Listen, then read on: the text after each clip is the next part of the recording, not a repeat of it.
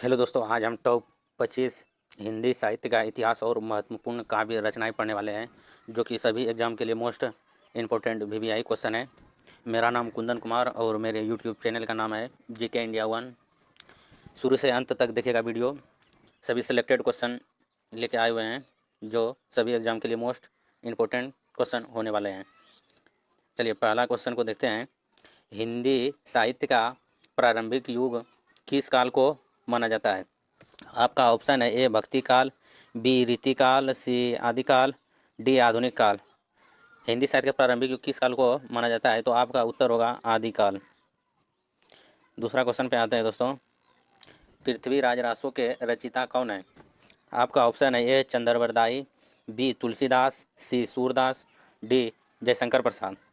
आपका सही जवाब होगा चंद्रवरदाई, जो कि पृथ्वीराज रासो के रचिता हैं चंद्रवरदाई, ऑप्शन ए। तीसरा नंबर क्वेश्चन पे आते हैं दोस्तों। भक्ति काल में किस प्रकार की भक्ति में ईश्वर को निर्गुण और निराकार माना गया है? आपका ऑप्शन है सुगुण भक्ति, निर्गुण भक्ति, श्रृंगार भक्ति, वैराग्य भक्ति। आपका सही जवाब होगा निर्गुण भक्ति। चौथा क्वेश्चन पे आते हैं दोस्तों। रामचरितमानस किसने लिखा है? आपका ऑप्शन है ए कबीरदास, बी मीराबाई, सी तुलसीदास, डी सूरदास। आपका सही जवाब होगा दोस्तों रामचरितमानस के लेखक हैं तुलसीदास। पाँचवा नंबर क्वेश्चन पे आते हैं दोस्तों। निम्नलिखित में से कौन सी रचना कृष्ण की बाल लीलाओं पर आधारित है? आपका ऑप्शन है ए रामचरितमानस, बी पद्मावत, सी सूरदास, डी बिहारी सतसई। आपका सही जवाब होगा सूरदास। छठा नंबर क्वेश्चन पे आते हैं दोस्तों। सतसैया के दोहरे जइयो नावक के तीर यह पंक्ति किसकी है? आपका ऑप्शन है केशवदास, बी बिहारी लाल, सी कबीरदास, डी सूरदास।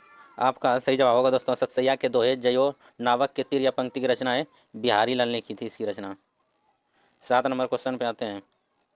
पद्मावत किसने लिखा है? आपका ऑप्शन है मलिक मोहम्मद जायसी, बी मीराबाई, सी रविदास, डी गुरु नानक। पद्मावत के लेखक हैं दोस्तों मलिक मोहम्मद जायसी, ऑप्शन ए सही। 8 नंबर क्वेश्चन पे आते हैं दोस्तों। आधुनिक काल की प्रमुख रचना कामायनी किसने लिखी है? पहला ऑप्शन है ए जयशंकर प्रसाद, बी महादेवी वर्मा, सी नावादास, डी केशवदास। आधुनिक काल के प्रमुख रचना कामायनी की लिखा है जो दोस्तों जयशंकर प्रसाद की रचना है, जो कामायनी ने कामायनी को लिखा है, ऑप्शन ए। 9 नंबर क्वेश्चन पे आते हैं दोस्तों। यामा रचना किससे संबंधित है? ऑप्शन ए सगुण भक्ति, ऑप्शन बी स्वतंत्रता आंदोलन, ऑप्शन सी स्त्री जीवन के संघर्ष, ऑप्शन डी श्रृंगार रस। जो यामा रचना है संबंधित है ये दोस्तों स्त्री जीवन के संघर्ष से, ऑप्शन सी सही होगा। 10 नंबर क्वेश्चन पे आते हैं दोस्तों। नदी के दीप रचना किसकी है? आपका ऑप्शन है महादेवी वर्मा, बी अज्ञ, सी Kabir, D Tulsidas.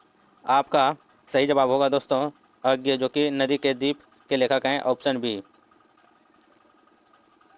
11 number question पे आते हैं दोस्तों। वीर गाथा काल में किस रस की प्रधानता थी? आपका ऑप्शन है ए श्रृंगार रस, बी वीर रस, सी हास्य रस, डी करुण रस। वीर गाथा काल में किस रस की प्रधानता है? तो दोस्तों वीर, जो कि वीर रस, ऑप्शन बी सही होगा। वीर गाथा काल में रस की प्रधानता थी जो वीर की है, वीर रस। 12 नंबर क्वेश्चन पे आते हैं दोस्तों। पायो जी मैंने राम रतन धन पायो यह किसकी रचना है? आपका ऑप्शन है सूरदास, बी तुलसीदास, सी मीराबाई, डी महादेवी वर्मा। आपका सही ऑप्शन होगा दोस्तों जो कि मीराबाई की ने लिखा है पायो जी मैं राम रतन धन पायो, यह रचना है मीराबाई की। 13 नंबर क्वेश्चन पे आते हैं दोस्तों। रीतिकालीन साहित्य में मुख्यतः कौन सा रस देखा जाता है? आपका ऑप्शन है वीर रस, ऑप्शन बी श्रृंगार रस, ऑप्शन सी भक्ति रस, ऑप्शन डी वैराग्य रस।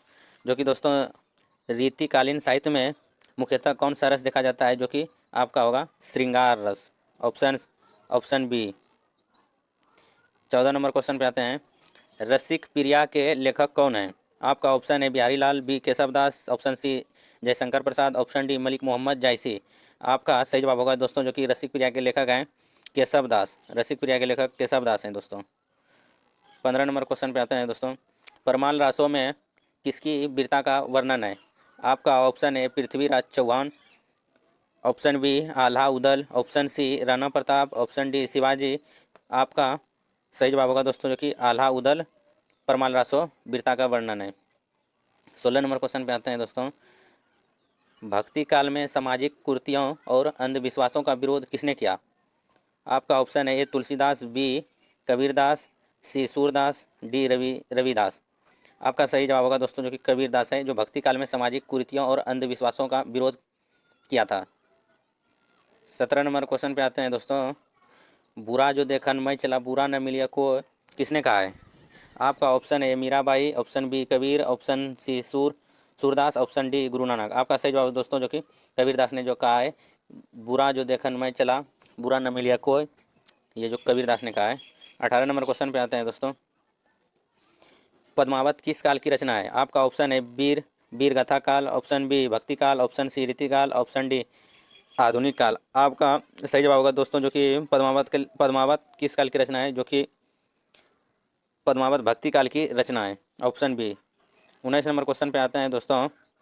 कात्यायनी में किस प्रकार का दृष्टिकोण प्रस्तुत किया गया है? ऑप्शन ए दार्शनिक, ऑप्शन बी श्रृंगारी, ऑप्शन डी आध्यात्मिक, ऑप्शन डी राजनीतिक। आपका सही जवाब होगा दोस्तों ऑप्शन ए दार्शनिक। 30 नंबर क्वेश्चन पे आते हैं दोस्तों।